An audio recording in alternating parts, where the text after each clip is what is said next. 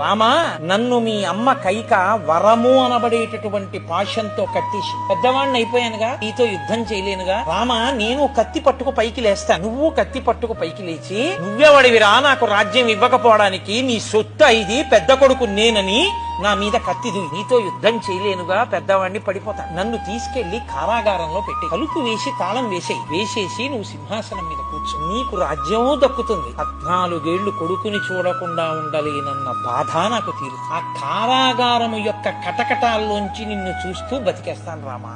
మీరు చాలా జాగ్రత్తగా అర్థం చేసుకోవాలి. రాముడు కేవలము పితృవాక్య పరిపాలకుడైతే మా నాన్నగారు చెప్పింది చేశానండి అని జుత్తట్టుకు తీసుకెళ్లి ఖైదులో కూర్చోబెట్టారు. రాముడు పితృవాక్య పరిపాలకుడు అంటే చెప్పింది చేసేవాడు అని యథాతథార్థం తీసుకోకూడదు. రాముడు తండ్రిని సత్యమునందు నిలబెట్టువాడు, పుత్రధర్మాన్ని చేస్తాడు. అలా చేస్తే నాన్నగారు ఇచ్చిన మాట ఏమవుతుంది? అందుకే ఇది ఎక్కడ వరకు వెళ్ళిందో తెలుసా అండి రామాయణంలో? దశరథుడు చచ్చిపోయాడు.